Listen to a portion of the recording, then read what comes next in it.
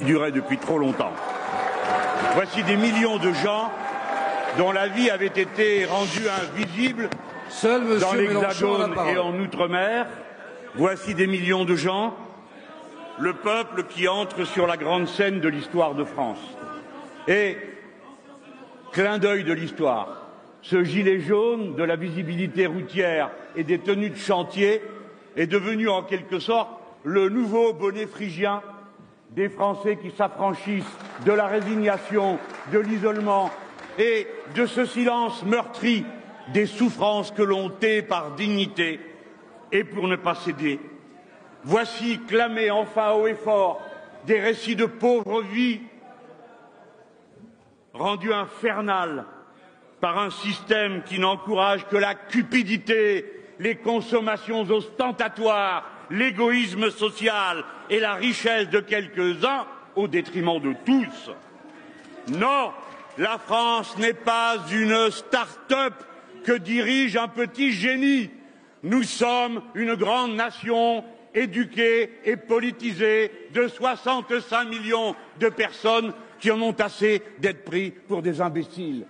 Comment avez-vous pu croire que nous ne vous verrions pas donner aux 100 personnes les plus riches de ce pays 1 million d'euros chacune, pendant que vous iriez les récupérer à la pompe dans la poche de ceux qui, dès le 15 du mois, ne savent plus comment finir leur mois? Comment avez-vous pu croire que nous croirions nous-mêmes un instant que ce programme et cette surtaxe étaient destinés à un programme de transition écologique, alors que nous sommes capables, comme tout le monde, de nous rendre compte que sur ce total d'une somme de 3 milliards, 19% seulement sont réservés à des tâches de transition écologique. Comment avez-vous pu croire que nous ne trouverions pas la lettre que vous avez envoyée à la Commission européenne pour lui expliquer que les surtaxes que vous venez d'inventer sont destinées à compenser le manque à gagner dans le budget de l'État des sommes que vous avez copieusement distribuées aux riches?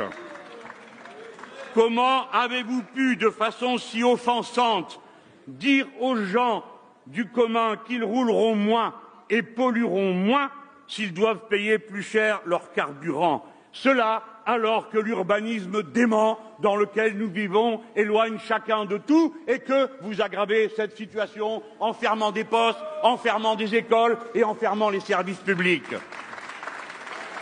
Les gens savent bien que s'ils roulent, ils ne peuvent pas rouler moins et par conséquent, faute de pouvoir rouler moins, alors ils mangeront moins, ils se soigneront moins et ils pourront moins s'occuper de ces petits bonheurs qui font la vie de chacun. L'écologie n'a rien à voir avec vos mesures. L'écologie est nécessairement populaire. Il vous reste à comprendre qu'on ne peut pas être en même temps l'ami des riches et celui du genre humain. Car les riches n'ont que des intérêts particuliers et seul le peuple porte en bandoulière l'intérêt général. Qu'ont fait vos amis les riches des 3 milliards que vous leur avez donnés? Les ont-ils placés dans la production? Les ont-ils investis? Les ont-ils distribués en salaire? Non, ils ont tout mis dans la spéculation. Augmentez les salaires, augmentez les minima sociaux, et alors vous verrez cet argent circuler partout dans l'économie pour le bien de tous. Abrogez la surtaxe des carburants et rétablissez l'impôt de solidarité sur la fortune, car le moment est venu que les riches soient solidaires. Et pour le reste, assez de bricolage. Une politique écologique est nécessairement globale et elle doit unifier dans son périmètre tous les compartiments de l'action économique, depuis la formation des salariés jusqu'à la transformation profonde des modes de consommation.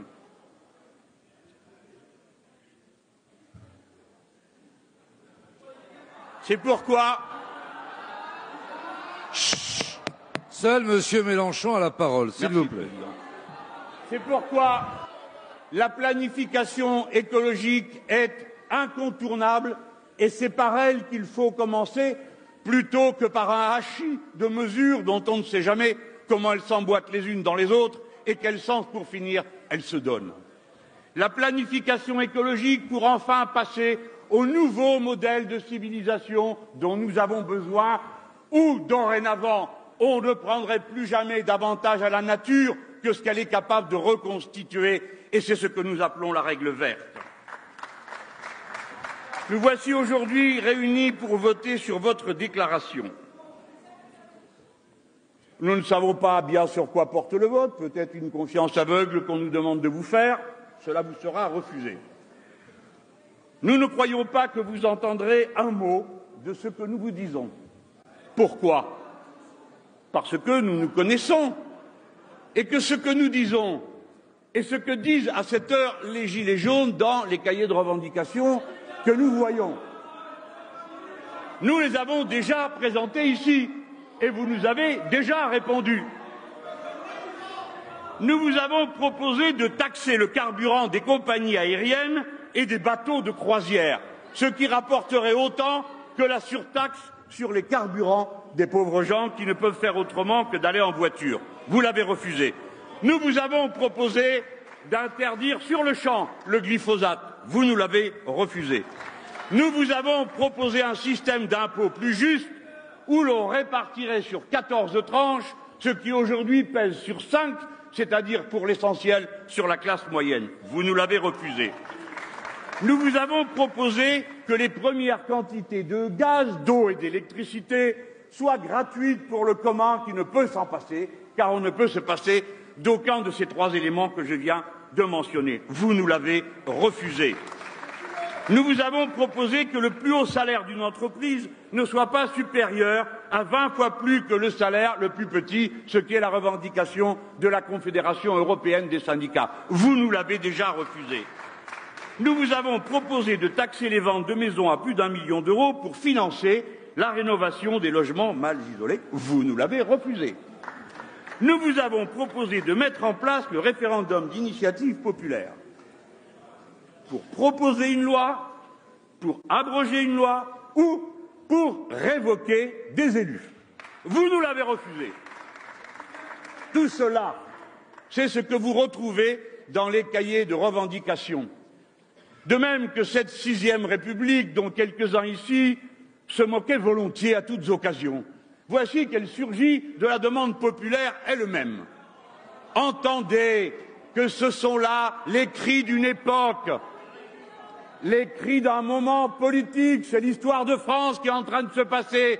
Ce n'est pas juste un emmerdement dans votre mandat de parlementaire. À présent, vous comptez apaiser l'incendie que vous avez allumé en reportant la mise en œuvre de vos décisions au lendemain des élections européennes. Nous comprenons pourquoi. Vous frappez et vous rêvez de reporter la douleur à dans 6 mois. Personne ne croit à votre conversion au peuple en 6 mois. On peut plutôt penser que vous ne serez peut-être plus à ce banc dès la semaine prochaine. Car même si vous embastillez des lycéens aujourd'hui, vous n'empêcherez pas qu'ils soient des dizaines de milliers vendredi dans les rues. Et les routiers, les pompiers, les agents du service public et ainsi de suite, au fil des appels à la grève qui se lèvent d'heure en heure. Il paraît que vous demandez aux gens raisonnables de rester chez eux samedi. Eh bien, ils iront quand même dans la rue. Allez dire au monarque présidentiel que les gens raisonnables sont sur les ronds-points et dans les rues et qu'ils n'en partiront pas avant que vous ayez cédé pour de vrai ou que vous soyez partis. Cédez ou partez, et quand vous partez, cédez avant.